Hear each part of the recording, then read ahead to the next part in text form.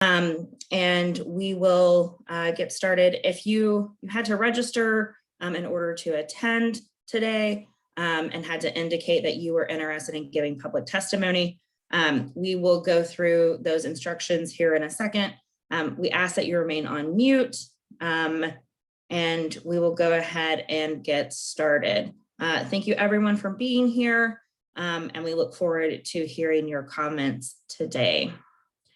On the line with us from our team is Dana Moses, who is going to help facilitate today. We are also recording this as well as a way to capture your comments at the same time.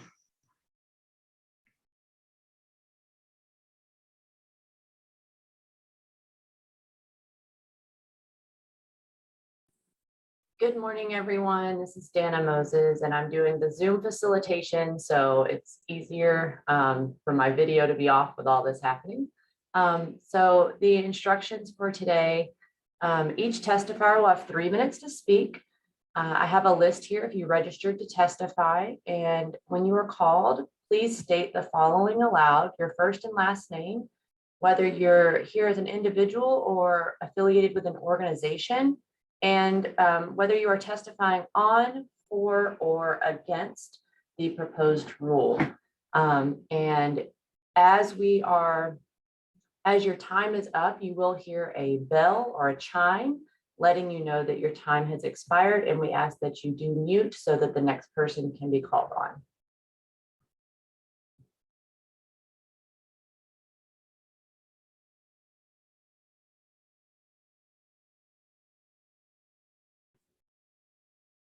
All right, Marianne, are you ready for the first one? Let's go ahead and begin. All right, I have Ellen Williams.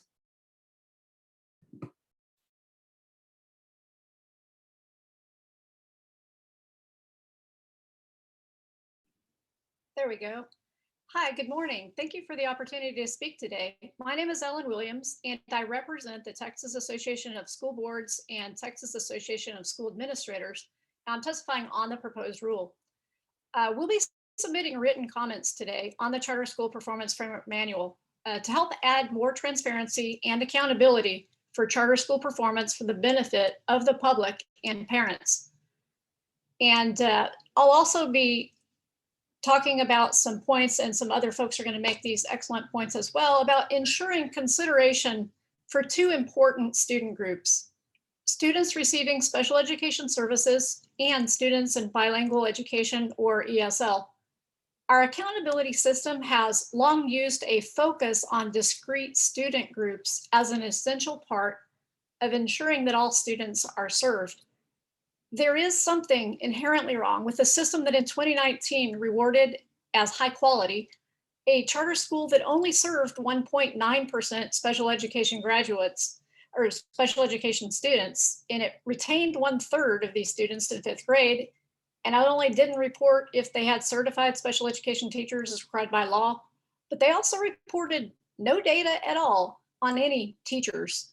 Yet the framework didn't even report that this charter didn't meet teacher qualifications. The charter school was inexplicably an NA, not applicable.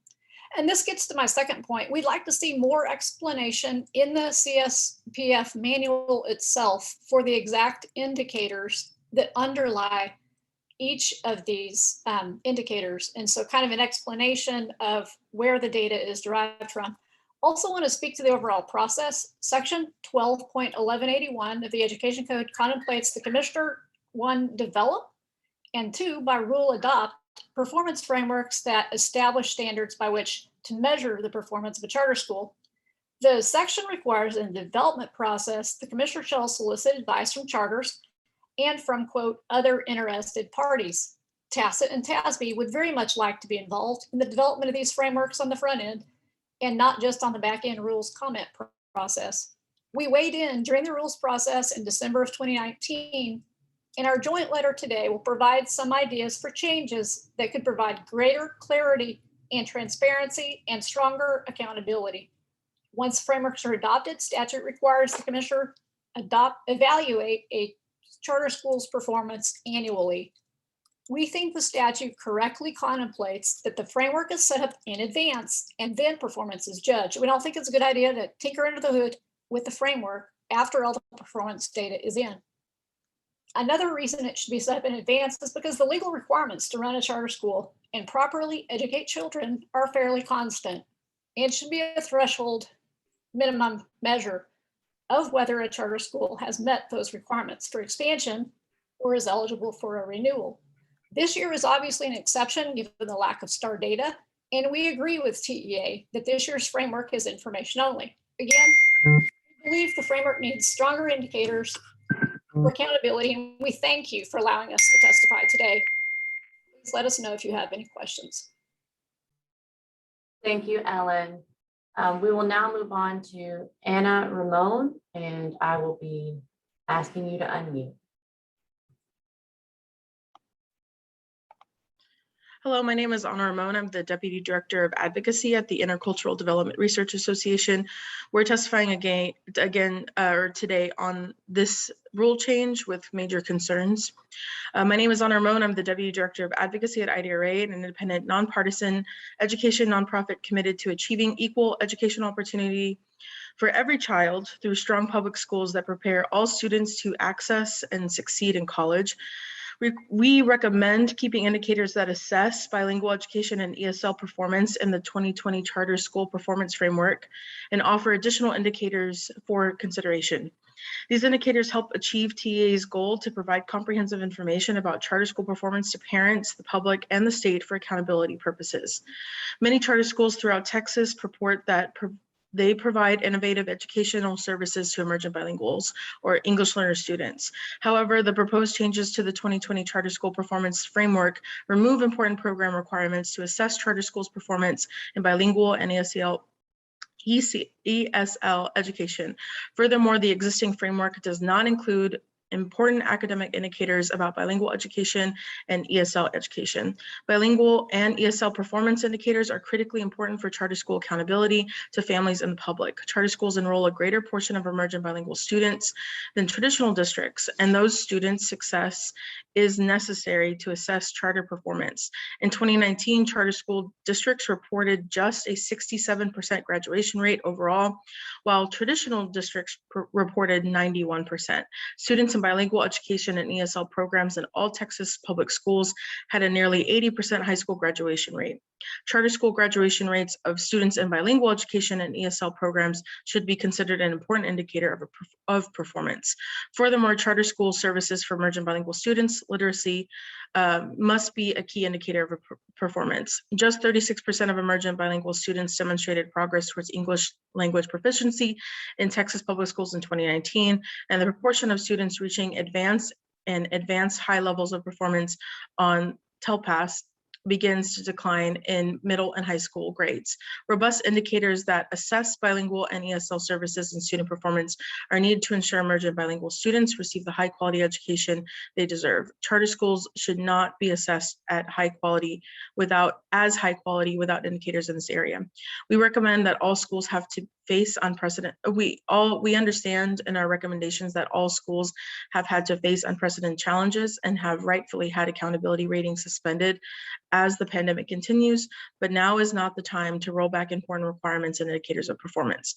We recommend maintaining program requirements for bilingual and ESL indicators in the 2020 CSPF and adding the below indicators for emergent bilingual students in charter schools. Graduation rates in charter schools that serve 9 to 12 grades, composite TELPAS scores for multiple years, and TELPAS reading proficiency levels. IDRA is available for any questions or further resources that can be provided. Thank you for your consideration of our comments and testimony today. Thank you, Anna. And we will be now moving to Carrie Griffin.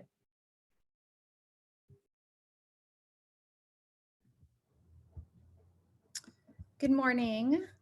My name is Carrie Griffith. I'm a policy specialist for the Texas State Teachers Association, speaking this morning on behalf of TSDA and our 65,000 members.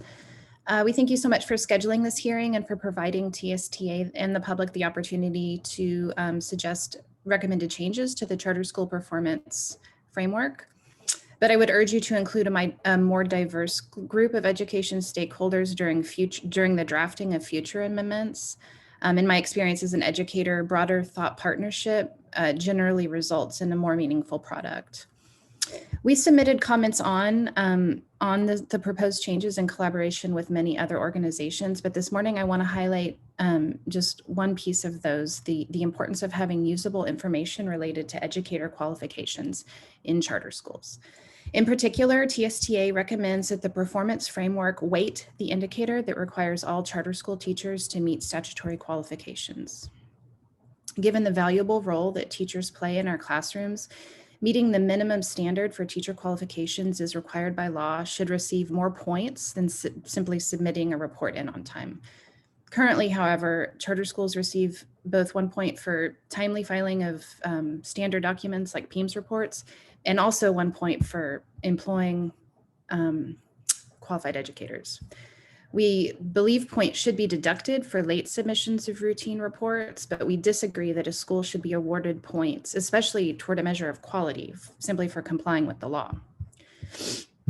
Second, in the framework, teacher qualifications is vague at best, we feel. It's unclear where TA gets the data for this indicator or what methodology it's using for measuring teacher qualifications.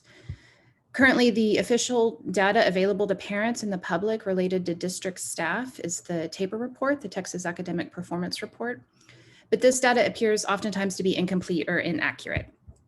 For example, the 2019-20 data for one charter school network shows that it employs 0 teachers. So according to the only data available to the public and parents like myself, this school has no bilingual teachers, it has no special education teachers, it has no contracted staff, it has no librarian, no counselor, it has no teachers, but it has an administrator that earns $100,000 a year. This charter was scored not applicable in the framework, in the teacher quality indicator, which that makes sense, but nevertheless, its overall rating was still 100%. So even though the public has no way of knowing anything about the educator qualifications of the teachers in the classroom, this same network has been approved to open 10 new campuses in the past 3 years through the charter amendment process. There are several other examples, but for the sake of time, I'll just stop with that one. Studies have repeatedly shown that students in classrooms with certified and experienced teachers see greater gains and that certified educators remain in the profession longer. To provide meaningful and relevant information to families and the public, it's critical that the charter school performance framework reflect more comprehensively and more transparently data about its educator qualifications. Thank you.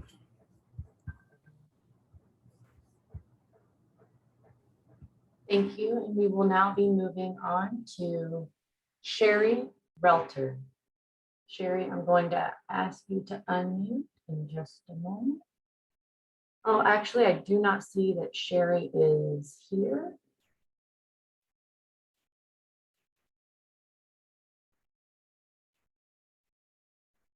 So we will move to Maribel Gardea.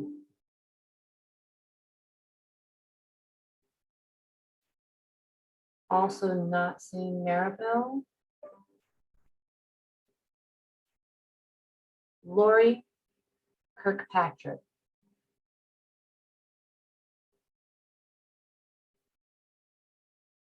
Oh, there we go. There's Lori.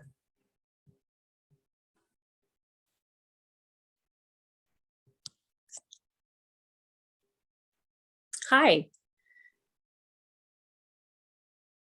My name is Lori Kirkpatrick, and I'm the parent of a 7th grader in Dallas, Texas, and my daughter is in the special populations category.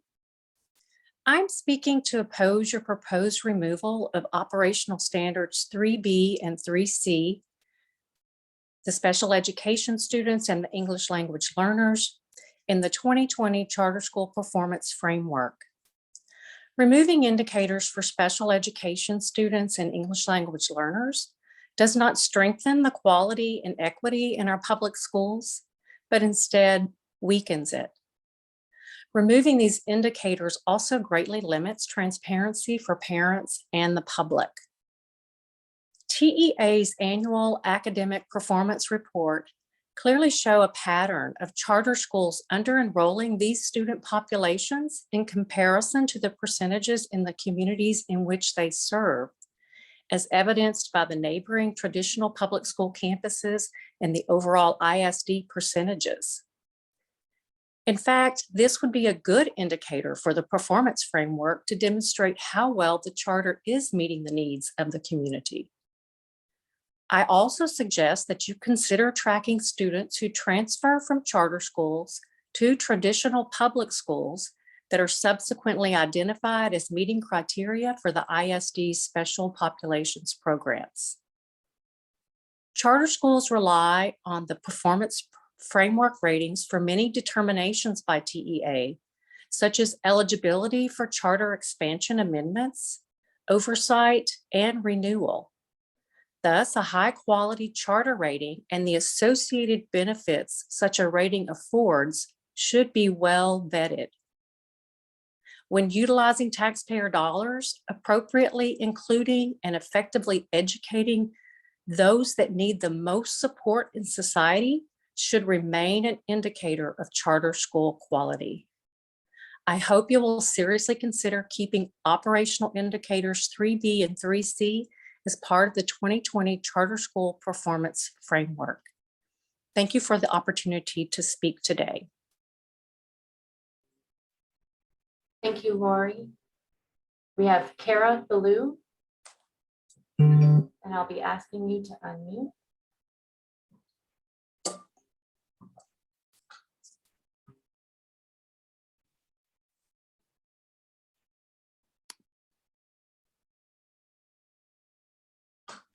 Good morning. My name is Kara Bellew, and I represent the Texas Public Charter School Association. I am the Senior Director of Regulatory Affairs, and today I am testifying on the rule.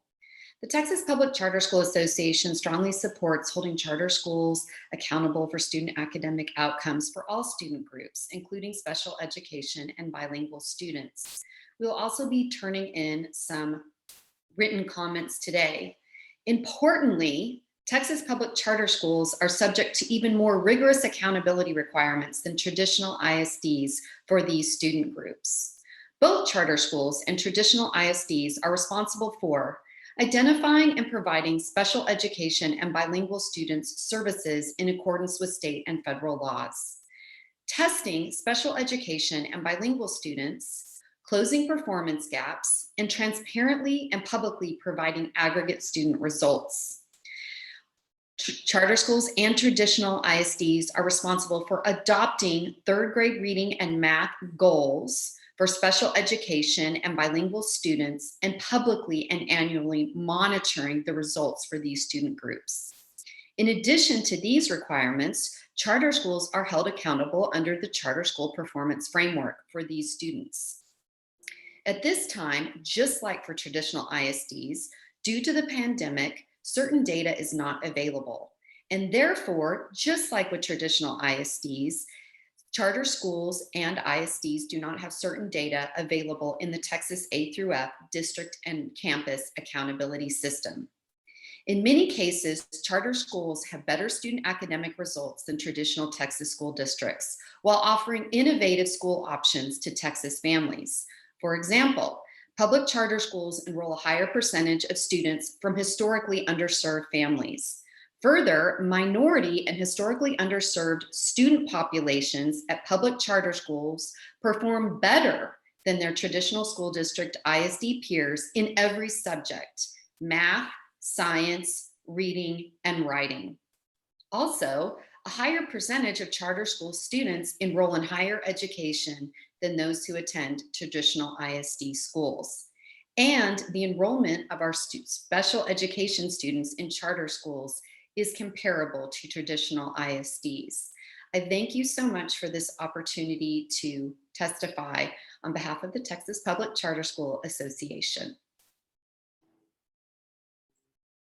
Thank you, Kara. Next, we have Dee Carter.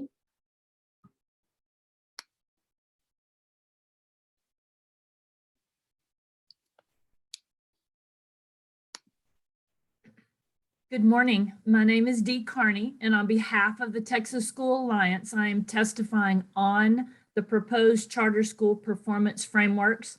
The Texas School Alliance is comprised of 44 of some of the largest districts in the state, and our member districts serve close to 2.3 million Texas students.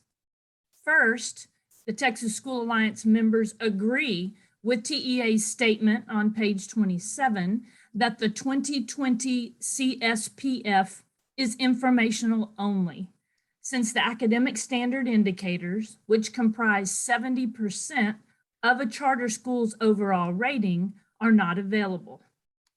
And since the indicators are not available, we strongly recommend the agency pause any and all charter expansions and renewal approvals until those academic standard indicators are available to calculate an overall score. Secondly, within the operational standards, TSA members disagree, along with our colleagues from TASA, TASB, and IDRA, that the program requirements for special populations and EL indicators are removed. And we also disagree with removing the appropriate handling of secure assessment materials indicator listed on page 23. Instead, we recommend keeping the text of all the indicators, don't delete any of the indicators, to maintain consistency and scoring year over year. The agency this year could simply mark them as not applicable. Or for the special populations and EL programs, as you've heard some of our colleagues say, the agency could include indicators that are currently available in the 2020 RDA manual and or the TAPR.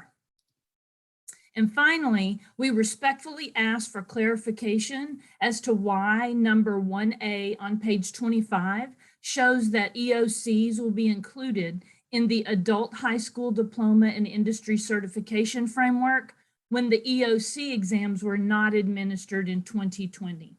TSA recommends just marking EOCs as not applicable to be consistent with the rest of the framework document. Thank you for the opportunity to comment on the proposed charter school performance frameworks. TSA members would be happy to discuss the recommendations with you further and serve as a resource to the agency staff as you move through the rule adoption process. Thank you, Dee. Georgina Perez.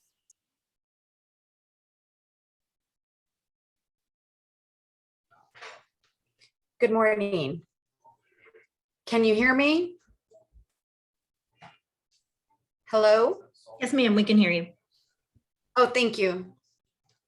Good morning. My name is Georgina Perez, and I'm a member of the State Board of Education. I represent District 1, which is El Paso to Odessa and down to Laredo. The reason I'm here today is to talk about the importance of the Charter School Performance Framework in the context of my board. Charter schools are funded entirely by Texas taxpayers, but unlike public schools, charters are not governed by elected trustees. The only time that taxpayers have a say over charter school governance is when a new charter applicant submits its application to the State Board of Education. The board has veto authority over new charter applicants, but once we have approved a new charter chain, all further decisions are up to unelected individuals, either at TEA or the charter. One critical decision is whether a charter chain is allowed to expand. Right now, that decision is made entirely by TEA and out of the view of Texas taxpayers. It is based in part on the performance framework we're discussing today. Texans deserve more transparency when it comes to how their tax dollars are spent.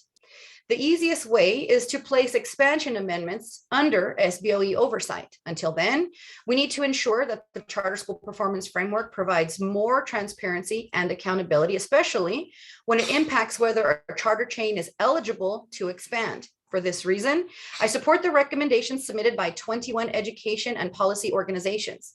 Next time, I expect and honestly, wholeheartedly hope that the TEA will expand this process to stakeholders engaged in drafting the next revision of the Charter School Performance Framework prior to it being posted, to include education organizations, all of our ISDs, and particularly the State Board of Education, because we are the elected body who holds public hearings specifically about charter schools and hopefully in the future, their performance.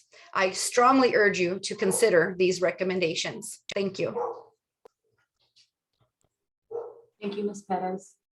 Patty Quincy.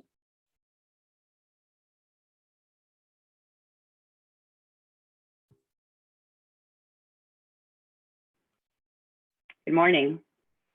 My name is Patty Quincy, and I'm the Legislative Counsel for the Texas chapter of the American Federation of Teachers. As you've heard from some of the other testifiers, there's a long record of Texas charter schools underserving students in special education and bilingual or English language learners.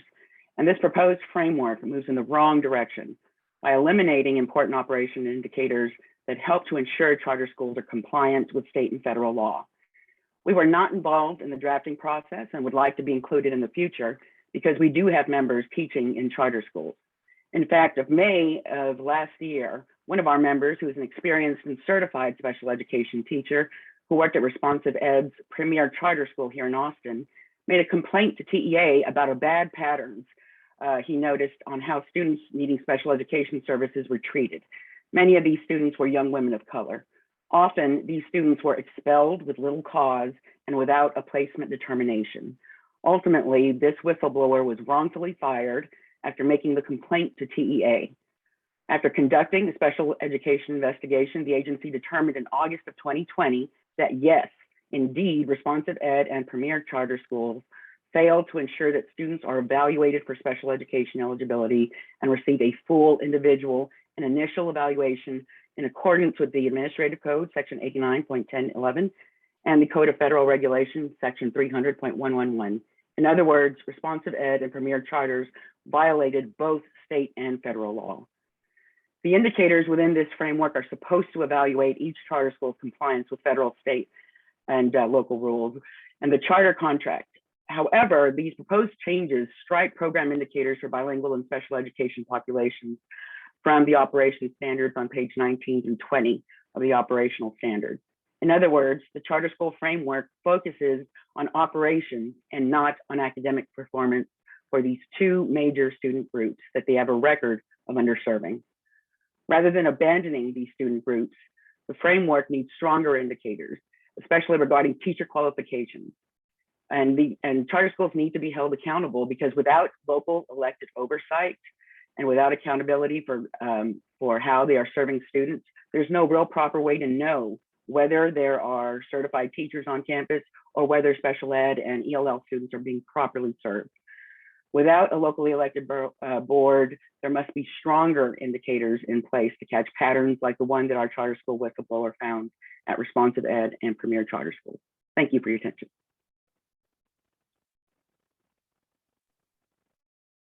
Thank you, Patty. Stephen Allemand.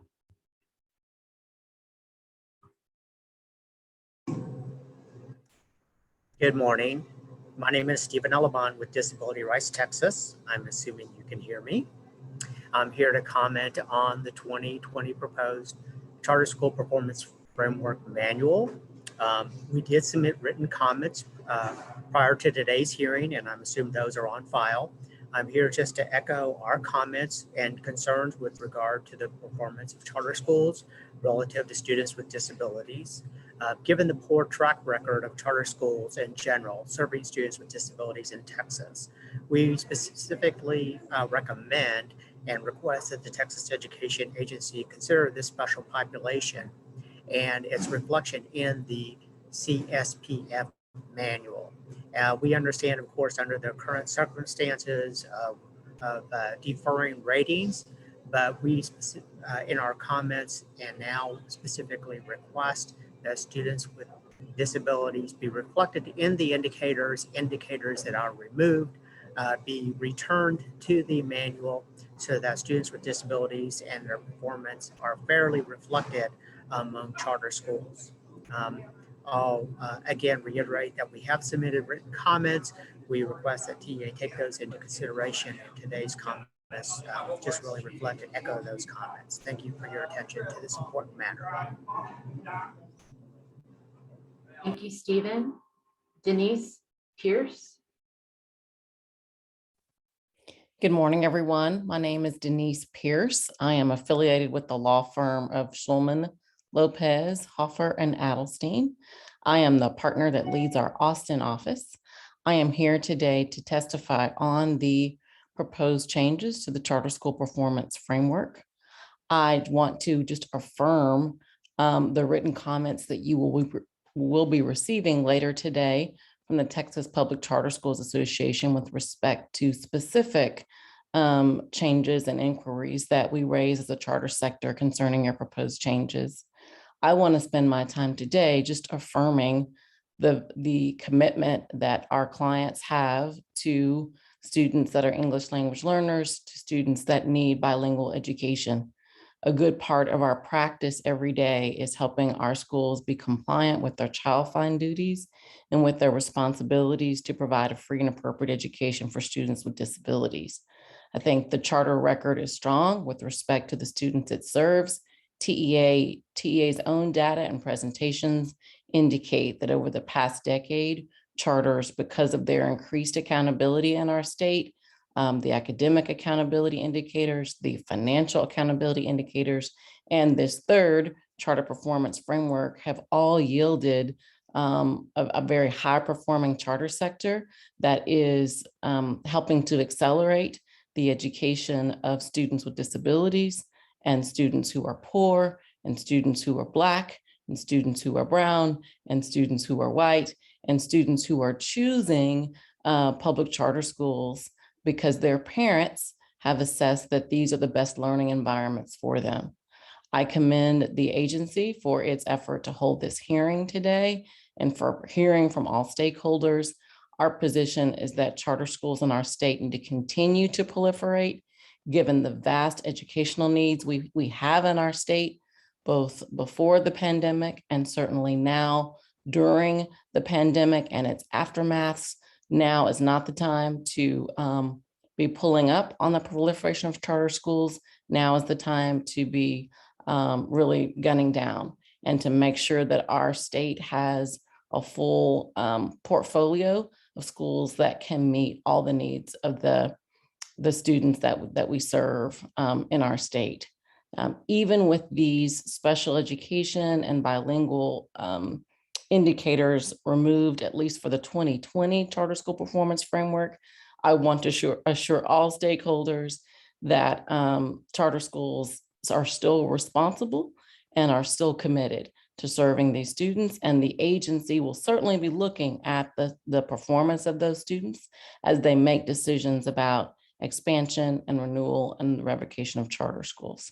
Thank you so much for your time today. Marianne, we have reached the end of the list of registered testifiers.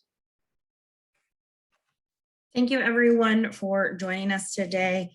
We have been recording your comments today and have received a number of comments on the rule. We will continue through the public rule process as posted. We thank everyone for joining us and we hope that you have a great day.